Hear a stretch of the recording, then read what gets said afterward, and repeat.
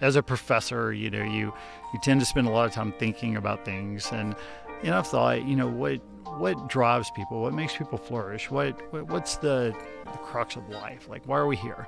And I really believe it's challenge. I believe we're here to be challenged. We're here to seek out things that are going to push us and drive us to grow and advance. And I know that's what I look for in my life.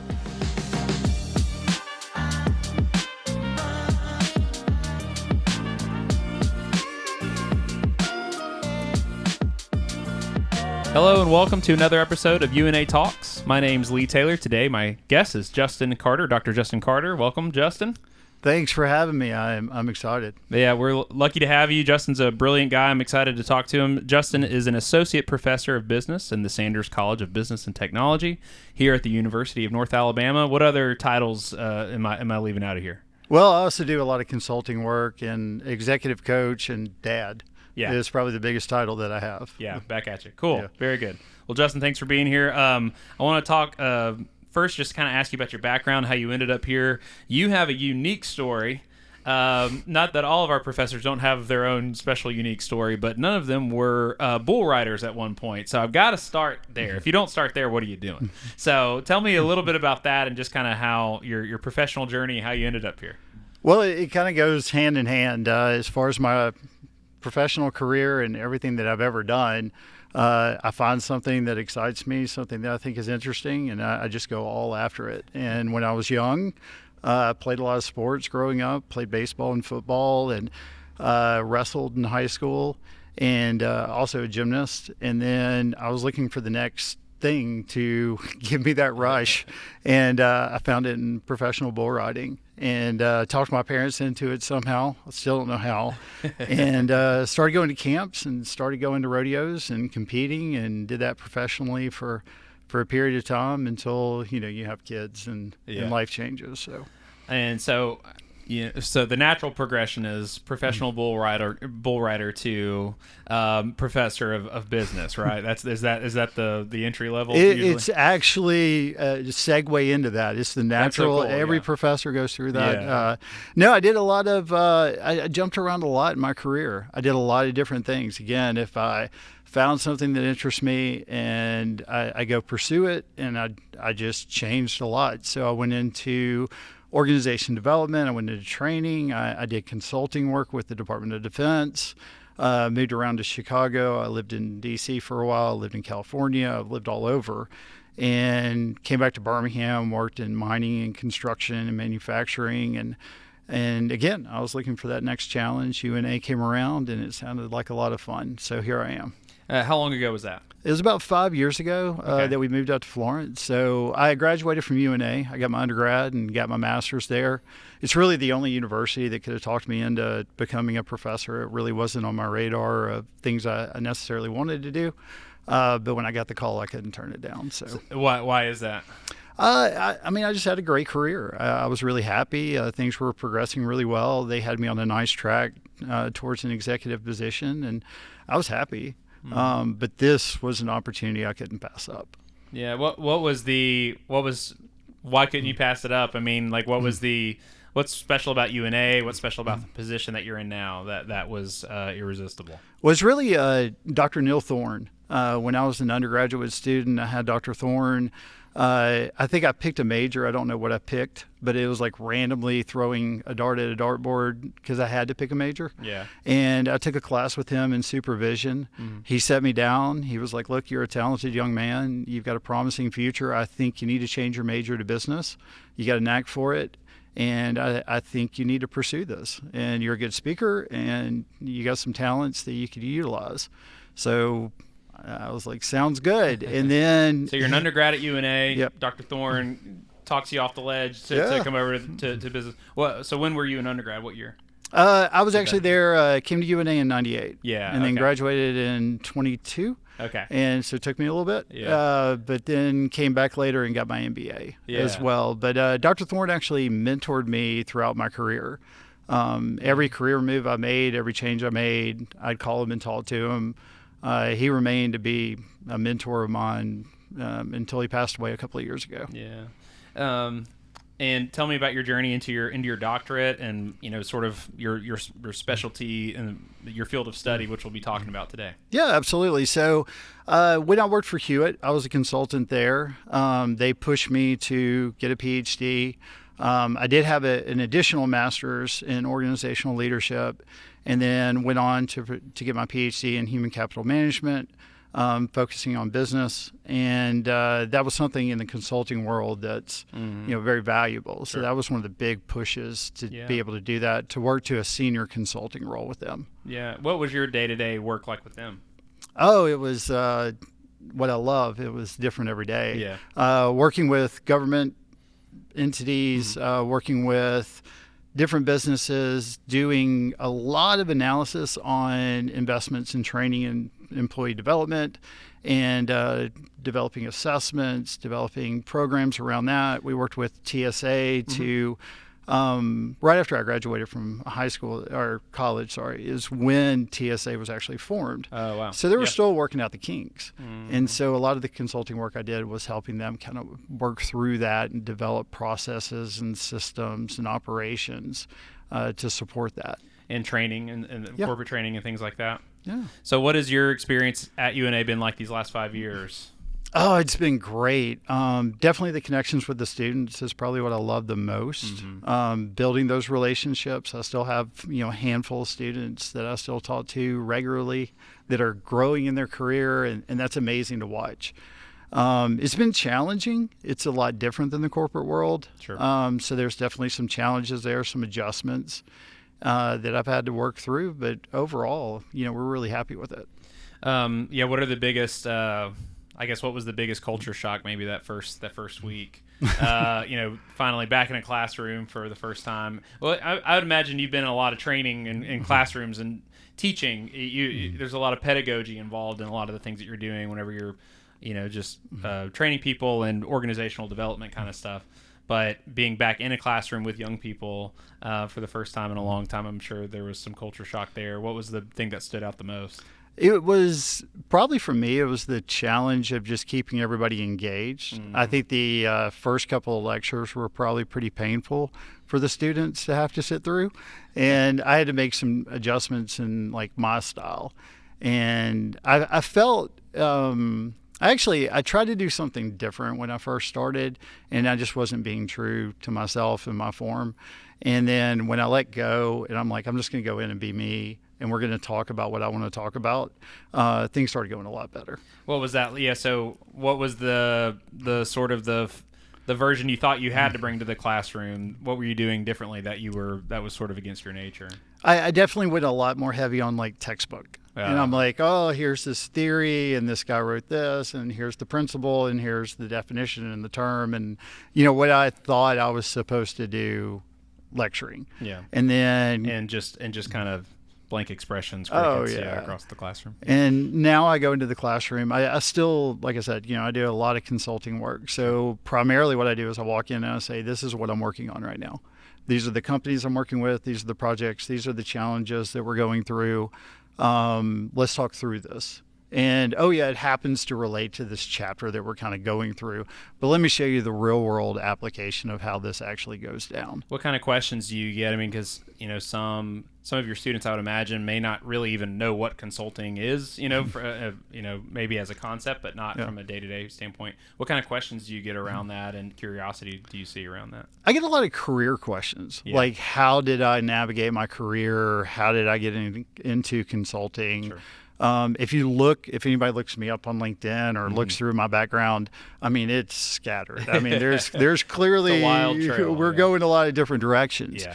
And so they're very curious, like, how'd you do that? How'd you get to where you are? And we talk about that a lot. We talk a lot about, I think work should be fun. I think you should love what you do. I think you should be passionate about it. I've always been. And I don't think you should ever hesitate if one day you wake up and you decide, I want to go over here. Yeah. And go over there. We only get one shot at this thing, so take advantage. Yeah. What are some of the things that you have in common whenever you're in consulting world and dealing with organizational kind of development in the classroom? What are some of the things you don't have to retrain yourself in between doing those two things that have some common overlap? That's a great question. I'm glad you asked that. I think it's almost comical to me now at this point that it all comes down to the basics, right? It all comes down to if you can get somebody on fire for what you're talking about and passionate about it, then you can teach them anything, but you have to sell them. And I don't care if you're a consultant, I don't care if you're a professor, I don't care what your job role is or what we do, you're in sales. And you got to sell the person on, you want to know this before you can say this is what it is. And if I'm working with a client, I got to sell them on, we want to do this project and we want this project to be successful. We want to invest in this. I got to sell a student on, hey, I know maybe this isn't your major and this maybe isn't, what you want to do, but you need to know this. It's just good foundational material to know. Yeah. So, engage with me. It's worth your time. Right. Yeah. You said earlier the challenge that you sort of immediately faced was that keeping a classroom of students engaged was a little, you just realized like, oh, this is a different ball game. Yeah. And the code you cracked was just doing it the way you felt was more natural to you, and that maybe the way you do it every day in your consulting work, it's really not a lot different. Your audience just needs a little bit of a different approach, but it's essentially the same thing. That's really cool. It's a lot more challenging. It's if you're at a corporate retreat, if you're meeting with a consultant, if you're in a meeting with me, you're getting paid to be there. Yep. Yeah. like you are invested already in being here. If you're a student, you may have a different major, you may be something else. There may be a different reason why you're in that classroom than you're kind of almost being forced to participate. Yeah. And now I really got to sell you on it. I really got to sell you that, hey, we're together for a short period of time. This is worth your time. You say sales or sell and not convince, but I think that there's a really good distinction there that whenever you're selling a product, you're asking for something back, which is usually capital, right? Yeah. Or money of some kind. But what are you selling, or what's the return whenever you're selling these concepts? What are you looking for back from your students or back from your clients? Well, I think the biggest thing is time. I mean, I'm looking for your time. You are investing time into this, which is very valuable. Yeah, and I want to convince you that it's worth it. It's not only that, but like I really push my students a lot. Don't just come to class and get a grade. Like that's such a waste of resources and my time and your time and everything that we have here. Like I don't care about your grade. You shouldn't care about your grade. There's information that I think you need, and I want to give it to you. Mm-hmm. That if we accomplish that, huge win. Like don't focus on, like we do simulations, we do different projects. I'm like, don't worry about your score. Your score in 10 years, you're not going to know what your score was. But the information behind that, I want you to hold with you and carry on into your career. Mm-hmm. So, do you teach online as well? Yeah. So you're teaching undergrad students on campus and online, but you're also teaching master's level and the DBA courses.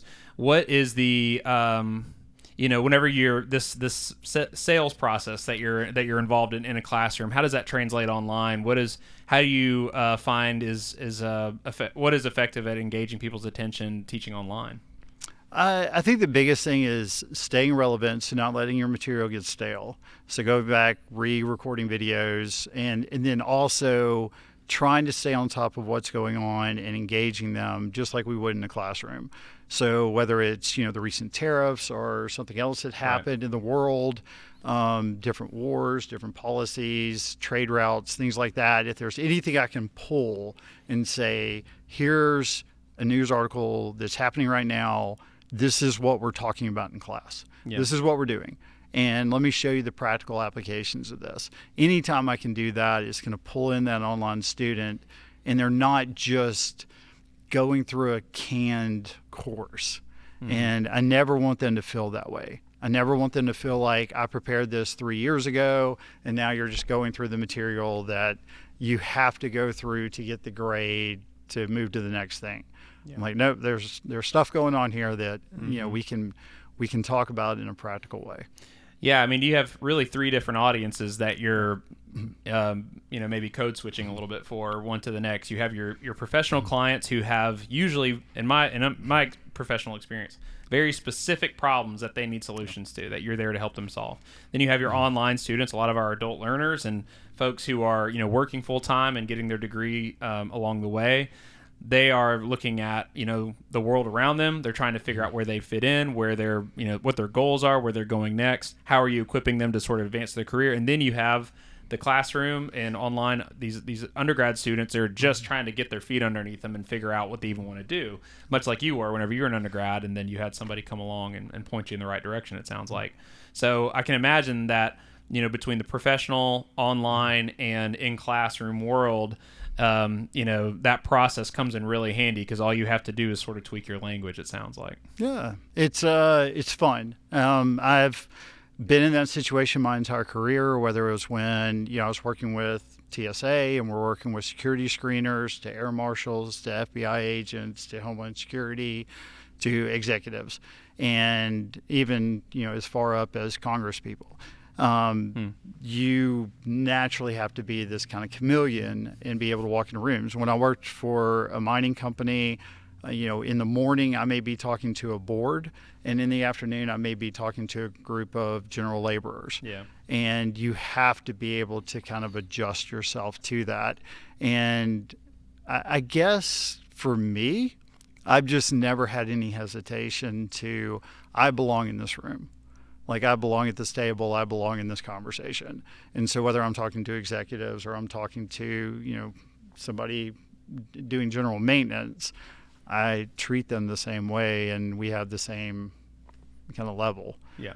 So you're both there to solve the same problem. Yeah. And that's the biggest thing. I think anytime you get nervous around the room you're in, you're focused on you. You're not focused on the problem. You're not focused on what you're working towards as a group. If you can focus on that, you don't care what other people think or anything else. You care about solving the problem. So, hey, I hope you're enjoying our conversation with Dr. Carter. I wanted to take a quick second to thank the University of North Alabama, who's our sponsor of this episode and every episode of UNA Talks. And I want to encourage you to go to una.edu/online. You can find all of our online programming there, ask questions, talk with our program coordinators and professors like Dr. Carter. Our recruiters would love to talk to you. Dr. Carter teaches in our online MBA program. It's the largest MBA program in the state of Alabama, something we're really proud of. And so we want you to go there and learn all about that program and the other ones that we have across the university that will help you achieve your goals in one way or another, whatever those goals may be. So that's una.edu/online. And if you're not following us on Instagram, Facebook, LinkedIn, X, or YouTube, please do so. Like, subscribe, all that good stuff, so you can stay tuned with all the really cool things that we have going on this year at UNA. So thanks for doing that. And now we will get back to our conversation with Justin Carter. So it was last fall, so fall of 2024. I volunteer with TEDx. Mm-hmm. We're actually in the main room. We're actually recording this in the main room. Full disclosure that they've generously loaned us the stage for us to film these. But and you spoke at our TEDx event, or TEDx Wilson Park, about artificial intelligence. And I loved the insights that you had. I want you to sort of revisit what the heart of that talk really was. I think that's just a great way for us to start talking about AI, because the way you approached it was holistic, which is really rare, I think, in hearing most of the people taking in this information right now and trying to learn about AI they're sort of having to make sense of two very didactic conversations, which is one is very pro, one's very anti. So it was really cool to hear a nuanced, introspective and thoughtful approach to this. Tell me about sort of where that talk came from and what some of the major points are that you were trying to make. Well, one of the interesting things about starting that conversation about, is it good, is it bad, that I always find fascinating is we actually have a voice in that. Mm-hmm. And we're going to determine that. It's not predetermined. You can look at how something either happens for you or happens to you. And we just don't want AI to happen to us. We want it to be for us. And that was the premise of the TED Talk. And what I wanted to accomplish is you have to think strategically about this. and you need to actually have a purpose behind how you're using it, how you're going to utilize it, and how it's going to fit in your life. And it does frustrate me a little bit that people don't see that that's an option, that they have a say and they want to be told, how does this fit in my life? You can actually drive that and decide, well, how are you going to use it, and how's it going to be best for you, for your mental health, for your well-being, for your longevity, for your career. We've been given this amazing, powerful tool, and some of the stuff I see on LinkedIn and around social media just infuriates me, of what a waste. And there's so much better ways that we could use this. It's almost like, hey, who do I talk to about this? And your answer to that is yourself. You get to decide, just like any tool, anything that comes up, you get to decide what is a good use for it and what is not, and innovate around it to make it even better.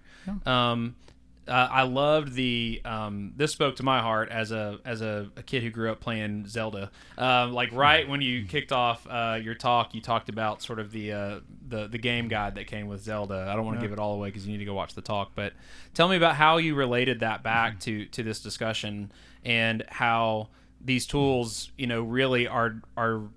It would be easy for us to allow these tools to strip the fun and the things that we do really well out of our life. So tell me, how did you draw that analogy again? Remind me. Well, it really kind of originated from this idea that I've had for a while. As a professor, you tend to spend a lot of time thinking about things, and I've thought, what drives people, what makes people flourish, what's the crux of life, like why are we here? And I really believe it's challenge. I believe we're here to be challenged. We're here to seek out things that are going to push us and drive us to grow and advance. And I know that's what I look for in my life. And it reminded me a lot the way people were behaving with ChatGPT when it first came out, and the posts that I saw, and the narrative about this is what it can do, this is what it can do. It reminded me of the Game Genie. Yeah. It really reminded me of this thing that when I was a kid, I loved playing Zelda, but when I actually had a device that took away the challenge, I could beat the game, right? Which I thought was the goal. But that wasn't the goal. The goal was to be challenged and push myself to accomplish something. Once it became easy, it lost all the fun. It lost all the excitement behind it. So, yeah, there's a ton of stuff you can use AI to do for you. But you should be focused on, how can I help me push to the next level? What can't I do that with a little bit of assistance I may be able to do now, that I may be able to accomplish now? That's what we should be looking for. We should be looking at making us better, not taking care of all the crap. Like, don't do that. Don't take away the challenge. That was the essence of that story. And for me, I learned that lesson early on when I was a kid. I was like, man, when you make something easy, it takes all the fun out of it. Yeah, you don't seem like somebody who likes to take the easy route. You want because you're multifaceted and you want to be challenged in a lot of different ways. Well, that's what I look for in my career and what I do and everything in my life. I want to pick the hardest road, and my wife can attest to that. Like, I will pick the hardest path just to do it, just for it. Yeah. Even if there is an easier path, like, I want to be challenged. I want to be pushed. I want things to be difficult. I don't want an easy life. Yeah. I want a great life. Yeah. And I think a lot of people can attest to that, and it's the folks with that mentality. I don't know that I completely identify. I'm a little bit more of like, if you can make it easier, but no, I understand what you're saying. I think, it's folks with that mentality that are going to help us navigate this landscape, it seems like. What do you think about it as a teacher, right? It poses a lot of challenges. Speaking of challenges, academically and ethically around the classroom. What do you think of it as a professor? I think, again, we're going to determine that. Yep. So, again, asking the question of what's it going to do takes you out of the conversation. One of the reasons why I jumped on this as early as I did is because I wanted to help drive the narrative. I wanted to help drive the conversation, because If we look at it like it's happening to education, then who knows what's going to happen. But if we look at it like it's happening for education, then we can start strategizing and figuring out ways we can do amazing things with our students and advance students further than we ever could before if we look at it the right way. And that's what I want to do. I use it in my classroom. I get my students on it. I teach them how to set up tutors. I can take a student from starting the class to ending the class further than I ever could before. And I'm learning new ways to do that. That's what we need to be looking at with education. We can advance education beyond our wildest imagination now. If we look at it that way, if we look at it like, oh, it's crushing education, then that's what's going to happen. That's what we're going to get out of it. So from and every professor, even within this university, is going to have their own take on that. And what is the maybe best example, or just any example of where you encourage it in the training, or like a time that you pull it up on the screen or you use it in the classroom? And where's on the other side of that coin? Where's a specific example of where you say it's off limits, or that you say it's not going to be helpful for our objectives here? Well, again, it goes back to challenge. Yep. So we do a lot of simulations. You can plug in the numbers of the simulation into ChatGPT. It's going to do a pretty good job of telling you the answer, but you're not going to understand the context. And, there's only so much I can do with that. So I tell my students, look, like, you're here. I'm not that stringent on the grades. We have 3 levels of grades. You can either get like 100, you can get a 90, or you can get like an 85 on the simulation each round. Right. So I'm like, low risk, man. Like, there's not a lot of risk here. But if you want to cheat yourself, sure. Like, I'm not going to look over your shoulder, but you're robbing yourself of the opportunity to be challenged in this, to try this out. And that's on you. If you want to pay for an education that you're just going to bump your way through, like, that's your deal. But maybe down the road, there's going to be a day when this information will be useful for you to make a smart business decision that you're going to mess up because you don't have the information you need. Yeah. So, sure. Now, on the other hand, I can teach you how to use it in a way that's actually going to advance you and advance your knowledge. So we look at simulations where we look at how Walmart uses it as a negotiation tool, and we debate the ethics and the problems with that, and we debate those things and talk through them, and then they actually develop their own little negotiating large language model, and we look at procurement. What does it free up? What does it do? So again, we're looking at it strategically, and then we're looking at it like, okay, but that's the biggest thing. There's one thing you take away from this podcast, I hope everybody takes away: don't take away the challenge ever. Yeah. Like, don't ever do that. Yeah. It sounds like there's a little bit of a sales process in that, in and of itself, where you're telling the student, not only is this valuable information, but I'm telling you, don't take the easy route on this, because the journey on this part of the lesson especially that's what's really going to be the teacher. I'm just here to point you toward the path that you're going to have to climb for yourself, but that path is going to teach you what you really need to know. Don't take the elevator. Take the path, because that path is the real teacher. I think that is such a great approach in a lot of ways, and something that every professor is figuring out how to navigate in this space. And I think there's the university's developed really I think well-rounded, thoughtful, but strict policies around these things, basically saying you can't do that, and then you can't be using AI or generative AI or really any software that is not your own work. Anything that you are trying to say, this is mine, and it's not, that has always been the case. We've been saying that for 200 years. You can't cheat off your neighbor's paper. You can't have your buddy write your paper for you, whatever that is. That hasn't changed. This is just another entry into that conversation. So why cut it out completely whenever there's so many tools that are yet to be developed as a result of it? Absolutely. And also on top of that, with my students, talking with them right now, a lot of them are concerned about, what is this going to do? How is it going to impact my career? Those types of things. And again, it's, if you want to get out in front of this, if you want to drive this, there are 3 things you need to do. You need to learn how to partner with it. You need to learn how to let it automate certain things, and you need to learn how to do things on your own too. And if you don't do those, then you are putting yourself at risk where you're not driving the ship. And that's a position I never want to be in. It was one of the reasons why I embraced it so much and jumped into it wholeheartedly, because I saw what it was doing to business and I saw what it was doing to education. And I saw the writing on the wall and said, okay, I want to change the narrative. And I can't do that from just saying everybody ignore it, nobody use it. And I can't do it from the standpoint of, okay, I wanted to automate everything in my world.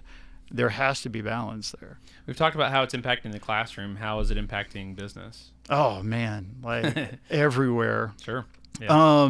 It started with big companies, and the larger companies I work with were kind of the early adopters. But now we see it in every company, small companies, medium. Overnight, it was so much more accessible. Oh yeah. And so they're looking at more sophisticated models now. People are building their own LMMs.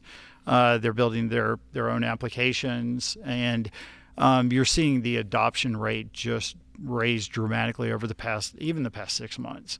I mean, I met with the Group Indicator a couple of days ago, and they're small little manufacturing companies that are fully embracing this and 100% on board. So we're seeing the adoption now into practical business use cases and meaningful use cases that have a good return on investment. Yeah. And so that's where we are now, to where, before we were like, oh, it's the future. No, now it's here.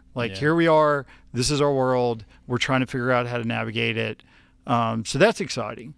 The way it's changed business is back to basics. And I love that about it. I do some of the consulting work I do is strategy. We work a lot on culture, and we talk about corporate culture.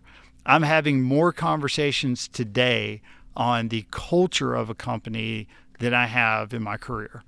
And it's because companies are realizing that this is having an impact on strategy, it's having an impact on culture, and they need to get back to basics because they kind of lost their way. And so, yeah, it's exciting to see that, one, everything changes and then nothing changes, right? We go back. We always go back to basics. Well, we are still, we being human beings, are still at the center of all of these things. Yeah. Where business evolves around human needs, and company cultures evolve around human needs. Yeah. And so those two things have to be in lockstep with one another and understanding one another as much as possible, or else your outcomes are never going to line up. It's never going to get where you need to go. Yep. I'm stepping on your territory there, but that seems to be sort of the common thread. What do you think? What do you think is next? I mean, as we're recording this, I said to you earlier, we're recording these sort of in bulk, so I'm revealing our cards a little bit to our viewers and our listeners. But this conversation could sound, people are afraid of this, I think, a little bit, which is understandable. But this conversation could sound really antiquated in 6 months. Oh, well, they're not even talking about blank and blank. I'm like, well, it didn't exist, But what do you think we're facing next as far as how this is shaping innovation, how it's shaping how we train people, how we influence culture?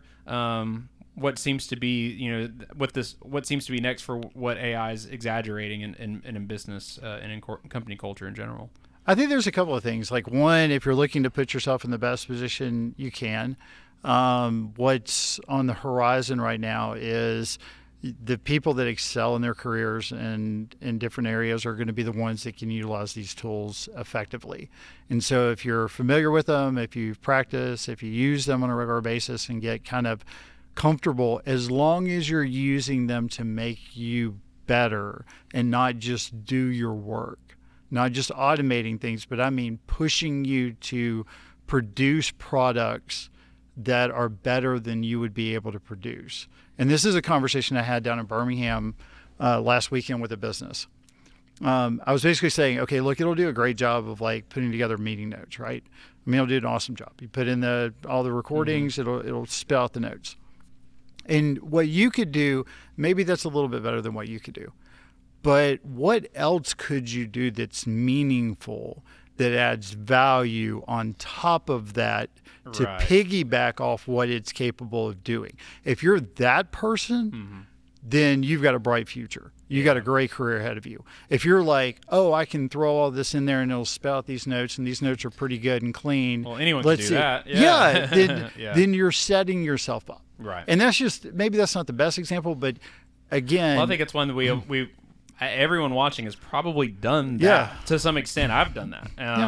And those things that are automated, basically, a personal stenographer, right? Yeah. That it automates those procedures, but then how are you leveraging not only the time that you're saving, but how are you leveraging the output of that to get something better than you could have ever had before? Because then you're adding value to your company. And if you can figure out a way how you can utilize these tools and on top of that be icing on the cake, right, then you've got a bright future. You got a great career ahead of you. If you are solely trying to figure out how to get it to automate your life and take away the challenge, then you are screwed. Like, that's the people I worry about. And that's why, again, when I look on LinkedIn or I look on different social media platforms or X or whatever, and there's all these posts about here are 10 prompts to get it to blah, blah. Like, no, stop focusing on that. Figure out how you can be more valuable. If you can figure that out, you're golden, right? And so what I think we're going to see very, very quickly, Edge is being developed pretty rapidly, which is where a lot of these models can be on platforms like cell phones and computers and things like that. Agentic AI is being developed pretty quickly. So What was that? So basically what we're looking at is very, very soon, in the next couple of months probably, we're going to start seeing this more and more on these things are running on our computers. Right. Okay. And running on our cell phones and running in our cars. Right. And we are, even Google recently came out with an autonomous, completely, it doesn't have to be connected to the internet. It doesn't have to have Wi-Fi. It's completely self-contained. Self-contained robots. Yeah. We're going to see that rapidly over the next year. So what we're seeing is, okay, this is going to be part of our lives from the moment you wake up till you go to bed. So you better get pretty good at engaging with it and working with it, because no matter what your career is or no matter what your job is, you're going to be interacting with this quite a bit. And if you can stay ahead of the curve and, again, figure out, okay, if it can do X, how do I add value to X? And what piece do I play in that role? And again, don't wait for somebody to tell you what that is. You figure out what that is and you dictate that. Then you don't have to worry about anything. Now, I think a lot of people are going to be caught off guard. I think a lot of people are going to be, even here in Florence, Alabama, there's a lot of people that aren't paying attention. And I think in the next 2 or 3 years, they're really going to be caught off guard at, I can no longer do my job because I don't know how to engage and interact with these things. And you can do the things you need to do today to make sure you're not in that camp. Hey, thanks for joining us for this conversation. I hope you're enjoying it so far. I wanted to take a quick break and thank UNA for sponsoring this podcast. And I want to encourage you to visit una.edu/online. That's where you're going to find all of our online programs, like our online MBA, other things in the College of Business, really, really exciting things happening there all the time. You can also learn about scholarships, all of the partnership opportunities that we offer. Hear from some testimonials from some of our successful students, and you can even talk with program coordinators, department chairs, whoever you need to reach out to through our website. We're happy to talk to you about our programs and how they can help you accomplish your goals, how they can prepare you for the future, which we're talking about right now. And also, if you're following us, if you're not following us on social media, please do so at Facebook, Instagram, LinkedIn, X, and also on YouTube now that we're doing this cool stuff on YouTube. So follow us along for that, and we'll get back to talking with Justin Carter. So because everything is moving so quickly, it stands to reason that there are going to be people who are left behind. There's going to be everyone from CEOs of very large companies who are not embracing this quickly enough, or at least not agile enough to know how to author what this looks like for their organizations. There's also individuals. There's a lot of fear of people of every age that say, how am I supposed to figure this out? What is in your mind and in your classrooms, but also just throughout the university, what do you feel like the university is doing to help equip our students to be prepared for this so that they're not left behind as these innovations pour into the workplace? Well, we're very fortunate, especially in the College of Business, and I'm sure the other colleges as well, that there wasn't a pushback. It was a lean in to this. Yeah. And there's an open-mindedness across our campus, varying opinions and varying levels of of approaches, but it's an open conversation. It's not one that everyone on campus is willing to have that conversation. Absolutely. Really cool. Yeah. And very supportive. So when I went to our dean and told him, hey, I want to start going around to local businesses and having conversations and meeting with different groups, and we took this show on the road, more or less. Yeah. Then they were very supportive of that. And they were like, go find out what they're doing, have these conversations, and then bring it back to our students. And that's what I've done. And I think the university is trying hard to engage students in real world application right now and show them, okay, not just ChatGPT, but let's look at how models are developed, how AI is progressing, what what's behind the door, this black box, this mystery stuff that's going on. That's what we talk a lot about in my class is, okay, let me pull back the curtain and let me show you how models developed and how the information is pulled and how this stuff happens. How does a large language model function? Mm-hmm. And then if I know that information, how can I utilize that to make it even better and work with it in a more effective way? So there's a lot of, I think, the biggest thing for me coming into the university, and I had this conversation when I got hired, is I always want to be practical. I always want to foot in the real world. And it's the reason why I do the consulting work I do, and I always will, because I don't ever want to be disconnected with what is actually happening. Mm-hmm. And I want that in the classroom. And I think students respond to that. I think they want to know, hey, beyond the textbook, what does this actually look like when it plays out? Yeah. And I'm happy to be able to talk to them about that. Well, and I try not to just sit here and brag about all the, sales points of the university or things, because that's a really boring. But I do think in this case it's worth noting just like how much of an advantage schools like UNA have just in general, in that you have sort of this FaceTime, small classroom, accessible learning environment where you have people like you who are doing, you're so far along in your career, you're doing the real work every day. And I'm a 19, 20-year-old or a working professional who's getting my MBA online or getting my doctorate. And I have somebody to sit across from me who's where I want to be in the future, and just ask. And ask the dumb question or try the thing out in a safe environment, just so I can see what success and failure looks like, and then discover what I'm capable of really quickly.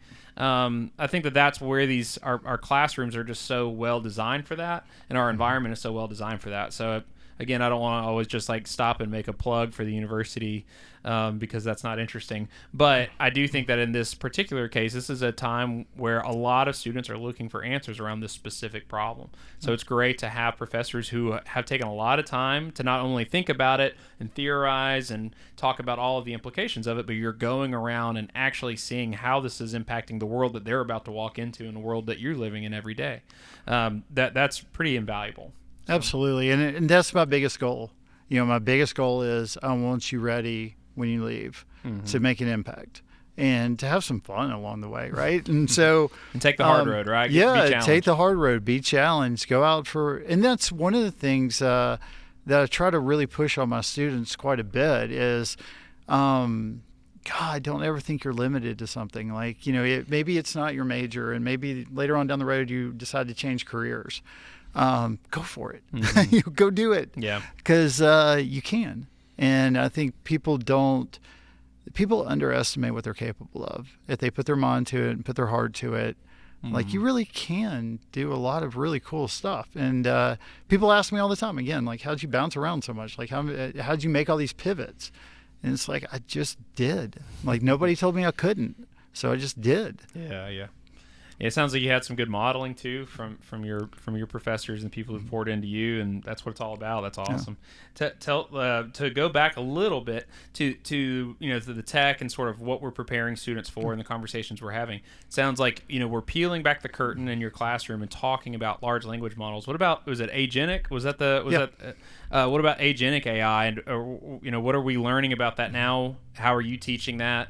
And tell us kind of what that is along the way. So you're definitely starting to see a lot more sophistication in the models and the way that they're developed. There's two big things going on right now, which is, when you go into ChatGPT, you can create a task and it'll complete a task. Agentic AI, it's able to take more of like a project and like go through multiple steps of that task or thing that you want to complete. There's also other interaction that you can incorporate into that. So if I go in and I'm working with a large language model to say, I want you to go in and update this information on this spreadsheet. I want you to save the file to this folder. I want you to take it then and email it to, this group of individuals. We're getting to that point where, it'll work. Edge is another thing that's really developing rapidly. You mentioned that earlier. Yep. So what that is, we are right now, when I go on my cell phone, I can download the app of ChatGPT and interact with it, right? Very shortly, you're going to have this built into your cell phone. You're going to have this built into your laptop. It's going to run on your laptop or run on your cell phone or run on your car. And we're going to have that ability where these models are running more locally, and we're not just going to a website and interacting. Mm-hmm. So security is going to get a little better. Data privacy is going to get a little better. How is this, I guess, like, how are those tools already being modified or prepared to be, off the grid and sort of self-contained?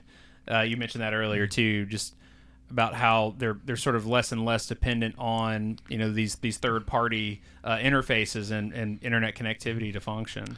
Well, there's two things that's really driving that. One, it's what organizations want, because they don't want to go into ChatGPT and upload their files and documents and personal information, right? So companies are demanding this. Yeah. Another thing is things like automated vehicles, and that requires edge technology, because some of that has to run on the application. Google coming out with their recent robots that are completely self-contained and don't have to have an internet connection and can run independently. That's what we're in the next year. I mean, you're just going to see this everywhere, from people having drones to personal computers that are just AI agents to cell phones that interact this way. We're the days of going to ChatGPT and doing this are limited now, because pretty soon you're just going to be able to talk and interact with these things. And 2 years ago it was a miracle, and now it's like, well, we can do it. Old news. Like, there's better stuff on the horizon. Yeah, we're immediately like, let's move on. No, so it goes, right? Oh. What is your hope for your students? You mentioned earlier, just how capable your students are, and you see that potential, and you've had the courage to see that potential in yourself. As we're learning a completely new tool set that's constantly evolving, what is your hope for your students entering into the workforce, entering into furthering their education, whatever it might be, of how they see themselves next to this technology? I think my hope for my students and my children, I truly believe they're going to have a better life than I ever imagined. And I had a great life. I mean, I've had a great life. I'll continue to have a good life. But I think they're going to have an amazing life. And I think they're going to be able to learn things that I could not imagine learning at a deeper level than I could ever imagine going into. Having a tutor, a partner, or something they can work with together to be able to do these things is amazing to me. And you think about what the internet had for me, where I could be exposed to things that my parents never could imagine. They'd have to go to a library, and they hope they have the books in the library, right? To where I had the internet, to where now they have this. I hope they use it in the right way, that this expands their world beyond anything I could ever imagine. And I truly believe we're going to get there. I think there's going to be bumps along the road. I think it's going to be a tough path, but I do think we're going to get there. And I'm excited for these kids graduating right now, because I think their careers are going to be amazing if they put themselves in the right position. Do you feel like that's just kind of always been the case? I mean, a lot of the things you're talking about seem pretty timeless. Of whatever the tools are in front of you, it's up to you to understand how to use them and keep yourself relevant to the solutions that your organization needs you to solve. Well, it's always both sides of the coin, right? So, we talk about the internet. When the internet came out, the advantages to it. Well, there are also a lot of misuses of the internet. Sure, of course. And so what are you using it for? What are you using this tool and this resource that you've been given? Are you taking advantage of that? Everybody's always had relatively easy access to a public library. Not everybody goes to the library. So we've always had that challenge of, are you going to use this tool in the right way?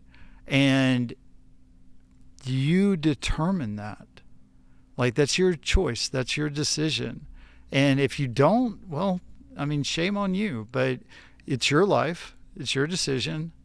Do with it what you will. And I hope you use it in the right way. I hope you choose the right path. Yeah. Well, that's awesome. Justin, thanks so much for your time. We can kind of go into the nuances of this, and there's a million different paths that we could take with this conversation, so I appreciate you just following along with me on that and helping us understand this stuff. So thanks for your time. Absolutely. Thanks for having me, and Roar Lions. Roar Lions. And thank you guys for watching and hanging out with us each episode of UNA Talks.